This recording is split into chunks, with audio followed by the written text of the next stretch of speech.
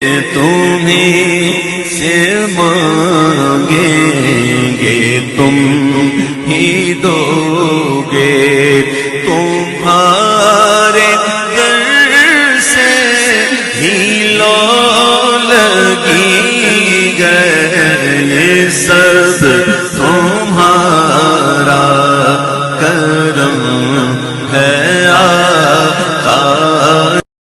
بسم اللہ الرحمن الرحیم وصلی اللہ تعالی علی محمد صلی اللہ تعالی علیہ وآلہ وصحبہ وسلم۔ وَاعْلَمْ أَنَّ الْوَضْعَ يَسْتَلْزِمُ الدَّلَالَةَ لِأَنَّ الدَّلَالَةَ كَوْنُ الشَّيْءِ بِحَيْثُ يُفْهَمُ مِنْهُ شَيْءٌ آخَرُ۔ یہاں سے اعتراض کا جواب دے رہے ہیں۔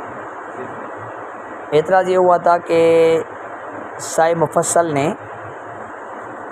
کلمے کی تعریف میں دلالت کو ذکر کیا، لیکن صاحب کافیہ نے نہیں، حالانکہ کافیہ مفصل سے ماخوذ ہے، یعنی اسی سے بنی ہے۔ تو ان کو چاہیے تھا کہ لفظ دلالت کو ذکر کرتے اصل کو دیکھتے ہوئے، لیکن انہوں نے کیا ہے صاحب مفصل نے، صاحب کافیہ نے نہیں کیا دلالت کو ذکر۔ وجہ جواب دے رہے ہیں کہ جان لو کہ ودا دلالت کو لازم ہے، مستلزم ہے۔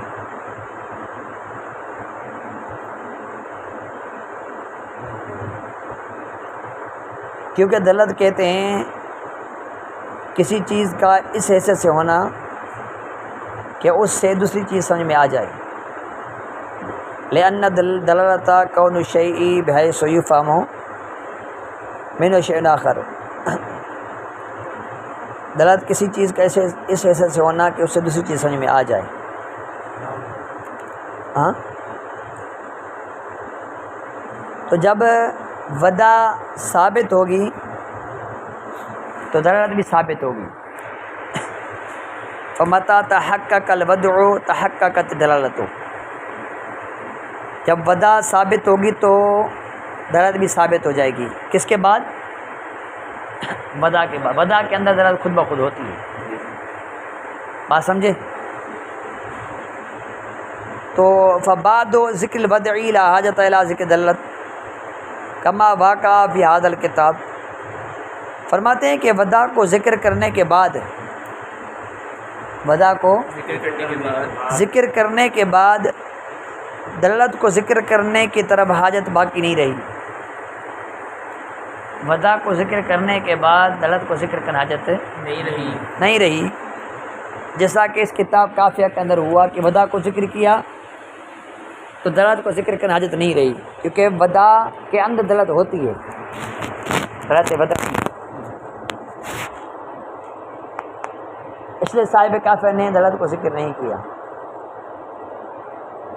لیکن دلالت ودا کو لازم نہیں ہے۔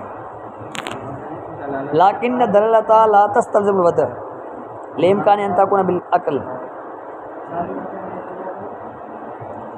ودا کو ذکر کیا، دلالت کو ذکر نہیں کیا۔ الکلمۃ لفظ وضع لمعنی مفرد، یہ ذکر کیا، لیکن دلالت کو ودا لازم نہیں، لامکان ان تکون بالعقل،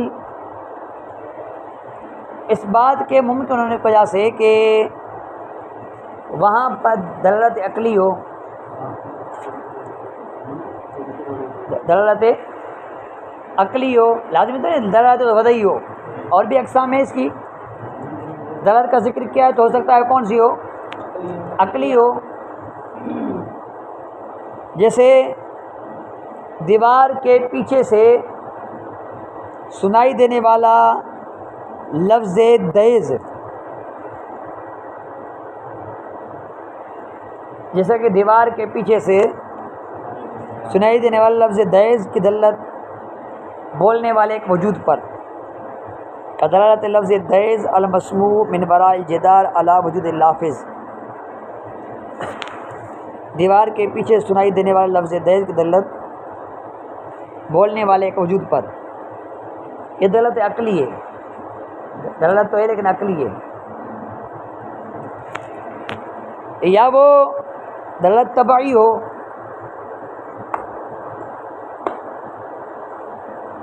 جیسے لفظ اوہ اوہ کی دلت سینے کے درد پر، وان تکون بالتبعی کا دلت لفظ اوہ اوہ علی وجع الصدر، لفظ اوہ اوہ کی دلت سینے کے درد پر، تو فبعد ذکر دلت لا بد من ذکر الودع کما فی المفصل، تو دلت کو ذکر کرنے کے بعد ودا کو ذکر کرنا ضروری ہوا،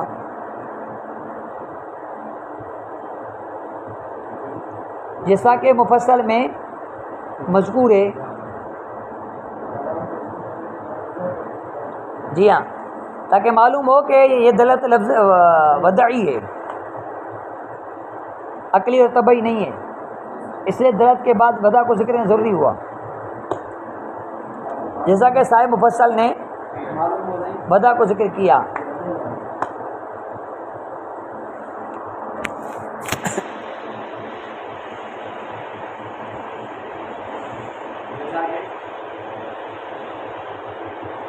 صاحب مفصل نے دلت کے بعد ودا کو ذکر کیا تاکہ معلوم ہو کہ دلت طبعی عقلی نہیں بلکہ ودعی ہے۔ کون سی ہے؟ ودعی ہے۔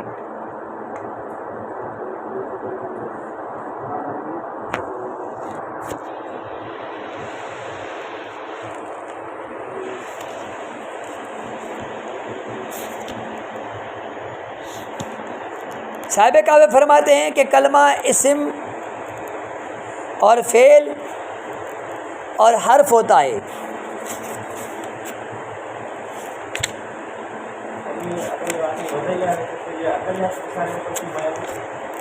کیونکہ دلت کی اور بھی اقسام ہے نا، اگر دلت کو ذکر لفظ کا کیا تو لازمی تو نہیں ودعی ہو سکتا ہے وہاں پر طبعی ہو، عقلی ہو، ودا کی بات تو نہیں ہوئی، تو ودا کو ذکر کیا تھا کہ لفظ کلمہ کی لفظ کی جو ودا ہوتی ہے وہ ودعی ہوتی ہے۔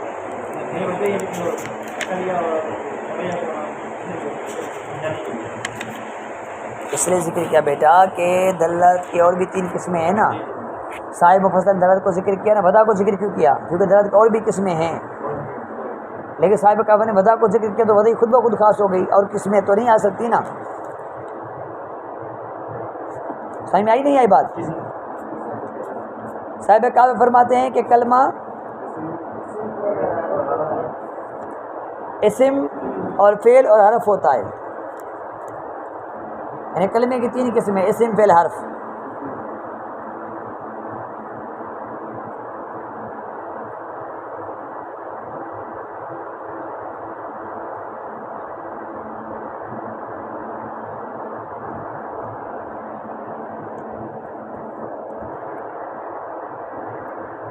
الکلمۃ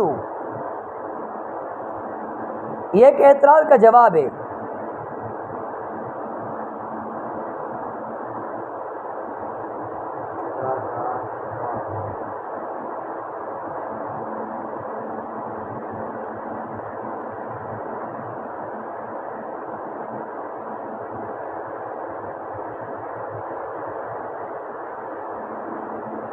اعتراض یہ ہے کہ حیا کا مرجع کیا ہے؟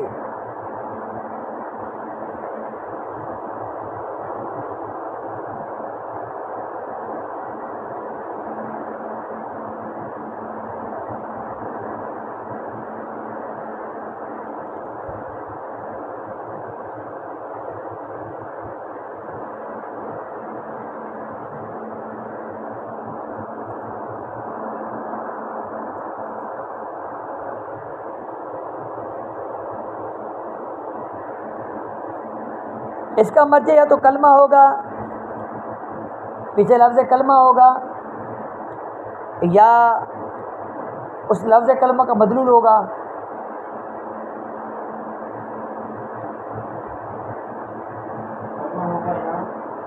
اس کا مدلول ہوگا۔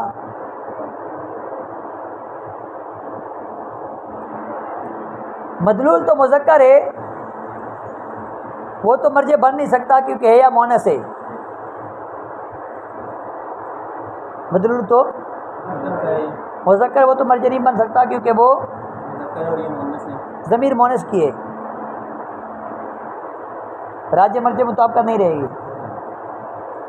اور لفظ کلمہ بھی مرج نہیں بن سکتا،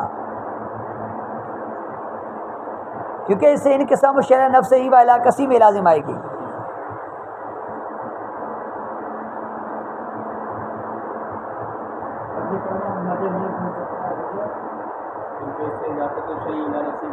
انقسام الشیء نفس ہی والا قسیم ہی، یعنی کسی چیز کی تقسیم کاری اس کی ذات کی طرف اور اس کی قسم کی طرف کرنا۔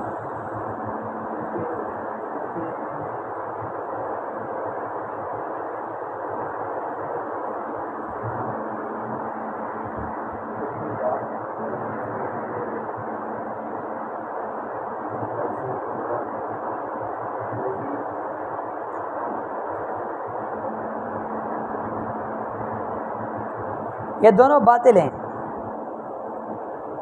اور قسم کی طرف کیسے ہو رہی ہے؟ دیکھو، حیا کا یہ کلمہ اسم ہے، یہ کلمہ اسم ہے۔ اب یہی اسم کلمہ ہے، یہی اسم کلمہ ہے، تو کلمے کی تقسیم اپنی ذات کی طرف ہوئی، کلمے کی تقسیم کلمے کی طرف ہوئی نا، کیونکہ اسم بھی کلمہ ہے، پیچھے بھی کلمہ ہے۔ اعلیٰ نفس ہی ہوئی، اعلیٰ قسیمیں بھی ہوگی، یہی کلمہ فعل بھی ہے، تو اسم اور فعل تو قسیمیں آپس میں، تو جب یہ کلمہ اسم ہے تو فعل کیسے ہوا؟ فعل ہے تو حرف کیسے ہوا؟ تو کلمہ تو مجھے نہیں بن سکتا، کلمہ تو ایک چیز ہے، یا اسم کو بناؤ تو فعل کو نہیں بناؤ، فعل کو بناؤ تو حرف کو نہیں بناؤ، آپ بنا رہے ہو کہا ہے یا اسمن، یہ اسم ہے، کون؟ کلمہ۔ جب کلمہ اسم ہے تو فعل نہیں ہو سکتا، کیونکہ وہ تو قسیم ہے۔ سمجھ آئی بات؟ جواب، یا ضمیر کا مرجع کلمہ ہے،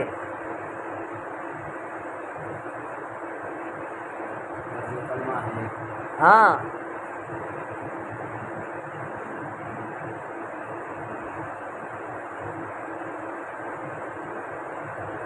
اور ضمیر کلمے کے مفہوم کی طرف راجع ہے۔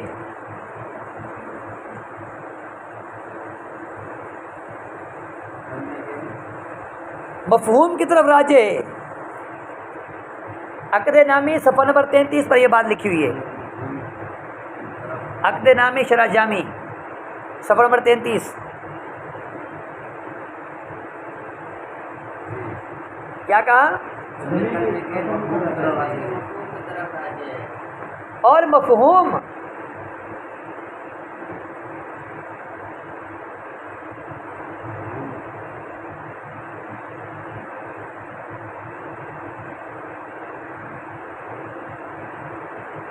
راجے کے مطابق ہے،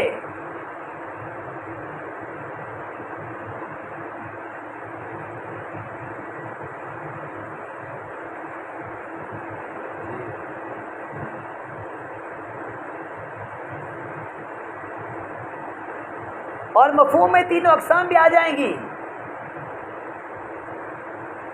مفہوم میں تینوں اقسام بھی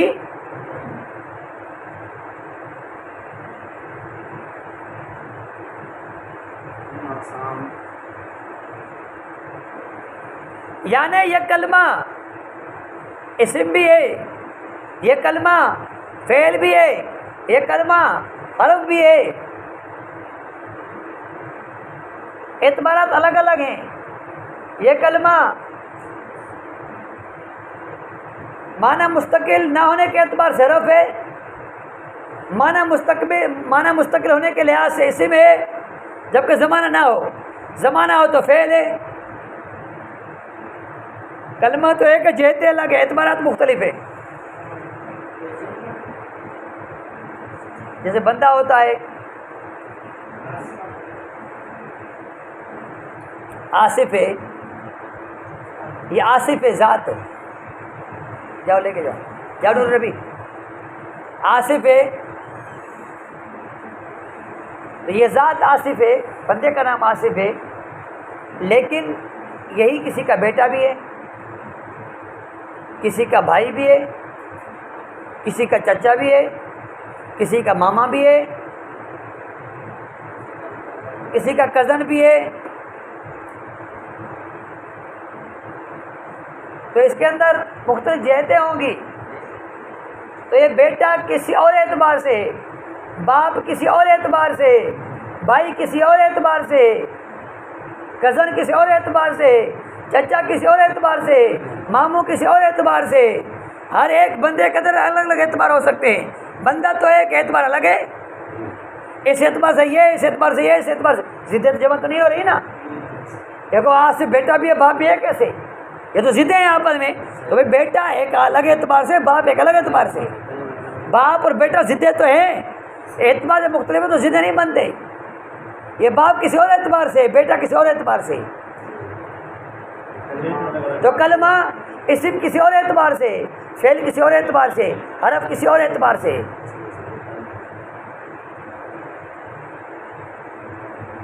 بات سمجھ میں آئی؟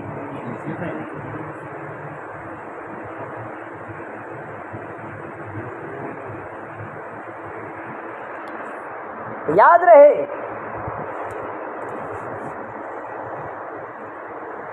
یاد رہے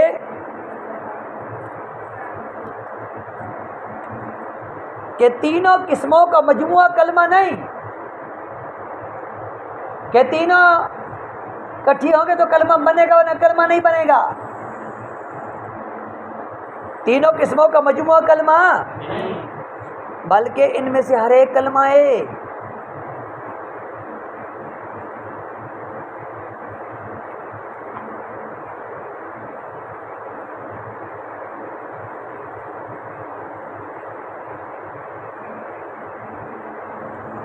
جیسے ہم سب انسان ہیں، ہم سب انسان ہیں، لیکن ہم سب کا مجموعہ انسان نہیں، بلکہ ہم میں سے ہر ایک انسان ہے۔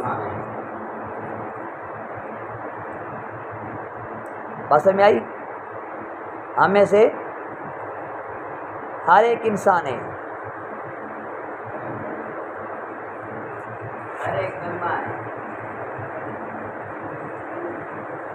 یعنی یہاں پر کلی کی تقسیم اپنے جزیات کے طرف ہے، اجزاء کی طرف نہیں ہے۔ اسم، فعل اور حرف جو ہے یہ کلمہ کے جزیات ہیں، ہر ایک جزئی ہے، جز نہیں ہے۔ کلمے کی تقسیم اپنے اجزاء کی طرف نہیں ہے، جزیات کی طرف ہے۔ سمجھے بات؟ کلمے کی تقسیم اپنے اجزاء کی طرف نہیں، جزیات کی طرف ہے۔ اگر اجزاء کی طرف ہوتے تو تینوں کا مجموعہ کلمہ بنتا۔ یہ جزیات ہے، ہر جزی کلمہ ہے، جیسے ہم میں سے ہر ایک انسان ہے۔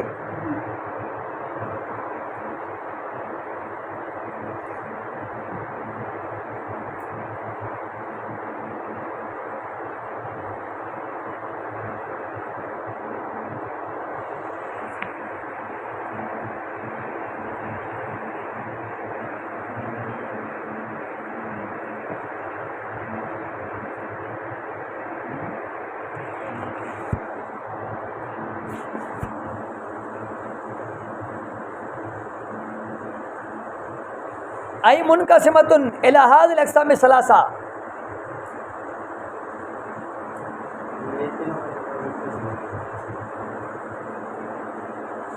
اس عبارت کا مفہوم، اس عبارت کا مفہوم علامہ عبد الواحد صاحب نے جو بیان کیا وہ آپ کے سامنے بیان کیا میں نے۔ سب سے پہلے اس کو مقدم رکھا کہ یہاں پر یہ بتا رہے ہیں کہ کلمہ تین اقسام طرف منقسم ہے، تقسیم ہو رہا ہے۔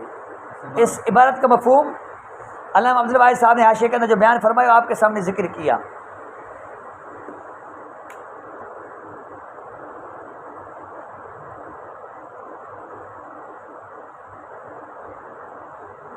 یعنی ان کے ہاں یہ خبر نہیں ہے، عبد الواحد صاحب، استاد صاحب، یہاں ان کے ہاں یہ خبر نہیں ہے منقسمۃ،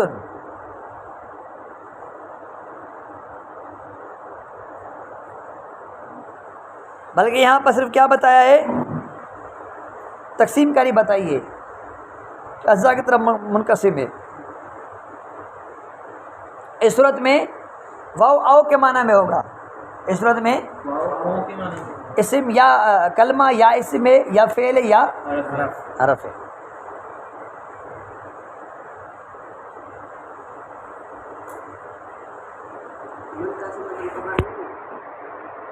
علامۃ اللہ صاحب فرماتے ہیں خبر نہیں ہے. علامۃ اللہ صاحب فرماتے ہیں خبر نہیں ہے.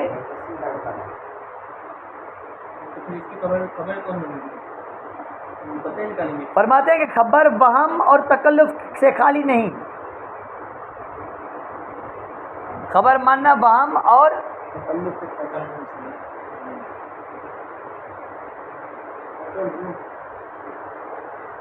لیکن میرا اس بارے مذہب یہ ہے، موقف یہ ہے کہ خبر ہے، میرا اپنا ذاتی. اس بات کو اسلوب جامی کسی نے نام رکھا تھا، میں تیری لکھی تھی، اس کے اندر میں نے بیان کیا تھا. میرا موقف یہ ہے کہ یہ خبر ہے، کیونکہ اس کو وہم اور تکلف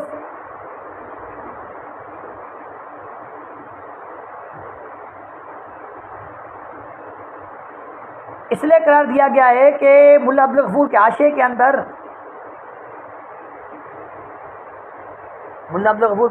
اندر اس لیے کہا گیا کہ عبدالغفور کے حاشیے کے اندر یہی بات بیان کی گئی کہ یہ وہم ہے اور تکلف سے خالی نہیں.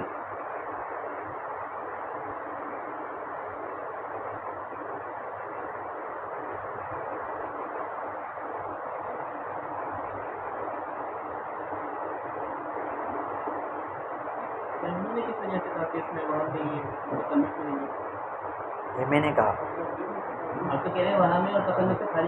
میں نے نہیں کہا، یہ عبدالواحد صاحب نے کہا. اس لیے کہ عبدالغفور کے حاشیے کے اندر یہ بات لکھی ہوئی ہے. جی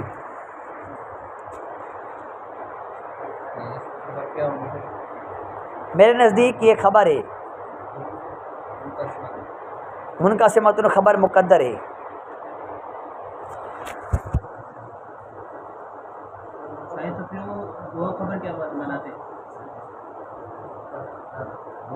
وہ خبر نہیں مانتے، وہ کہتے ہیں او کے معنی میں ہے یا اسمن ہے یا مبدا اسم الخبر ہے یا فعل ہے یا حرف یا ہے یا اسمن او فعل او حرف، یہ تعویل کریں گے.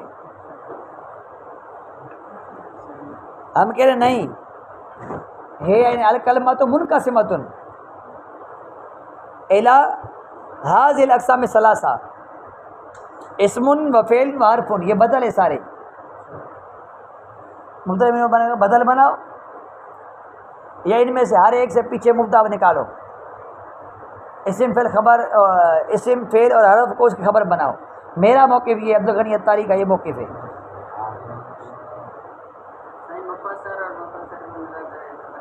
مفسر نہیں بنا رہا صاحب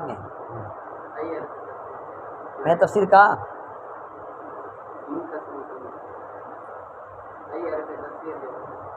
تفسیر بعد میں نکالی، یہی تو انہوں نے پرابلم کیا ہے کہ یہاں پر تفسیر بعد میں نکالی، منقسمۃ مقدر نکالا ہے. اسم فعل حرف کو ان لوگوں نے مفسر بنایا ہے، مفسر آگے کلمہ نکالا ہے، اس بنا پر انہوں نے خبر نہیں بنائی. میں یہ کہہ رہا ہوں کہ یہ کلمہ کے بعد منقسمۃ کو مقدر مانو، منقسمۃ کو مان کے لحاظ الاقسام ثلاثہ، یہ پیچھے عبارت ہے جس کو علامہ جامی نے اس کے تینوں کے بعد ذکر کیا ہے. اب یہ سوال مجھ سے ہو سکتا ہے کہ اگر یہ خبر ہے منقسمۃ تو اس کو کلمے کے ساتھ ذکر کرتے ہیں یا منقسمۃ ذکر کرتے ہیں نا علامہ جامی، یعنی کرتے ہے آئی الکلمہ منقسمۃ، ایسا کرتے ہیں. ایسا تو نہیں کیا ہے یا الکلمہ کا ہے اور پھر اسم فعل حرف کے بعد منقسم نکالا ہے. یہ سوال مجھ سے ہو سکتا ہے، تو میں کا جواب یہ دیتا ہوں کہ بھائی سوال پیدا اسم فعل حرف کے بعد ہوتا ہے نا، تب یہ نکالیں گے نا. ہیا کے بعد سوال تھوڑی پیدا ہوتا ہے کہ ہم آئی کر کے نکالیں. سوال پیدا ہوتا ہے جواب دیا جاتا ہے نا. ہیا پر سوال پیدا مرجع کیا ہے، تو آئی الکلمہ نکالا. ہیا کہ مرجع پر کلام ہوا تو الکلمہ نکالا صاحب جامی نے. تو اسم فعل حرف کو ذکر کرنے کے بعد اعتراض ہوگا تو آئی کے ساتھ جواب نکالیں گے نا. سوال وصولی کے اندر بھی اس کو خبر قرار دیا گیا ہے، صحیح ہے. عقد نامی کے اندر بھی اس کو خبر قرار دیا گیا ہے. تو سوال یہ ہے کہ وہ وہم کس کو ہوا تھا؟ اس کا نام کیا ہے جس کو وہم ہوا ہے؟ عبدالغفور کی بات کر رہا ہوں. مولانا عبدالغفور کے حاشیے کے اندر قیلا کے ذریعے قول نقل کیا گیا ہے کہ یہ وہم ہے. وہ قیلا کون ہے؟ وہ قیلا پھر کیوں ہے؟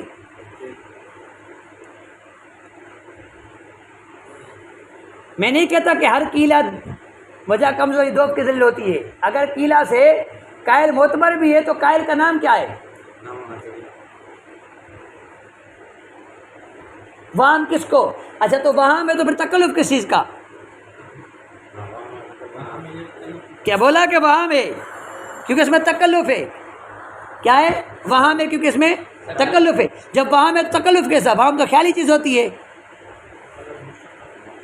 تو مشقت سے بچنے کے لیے آپ خبر قرار نہیں دے رہے.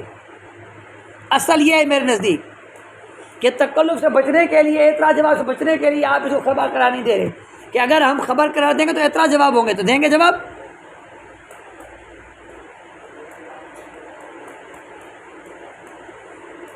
آپ کو ایسی تقسیم کیوں کہ جس میں اعتراضات ہوں؟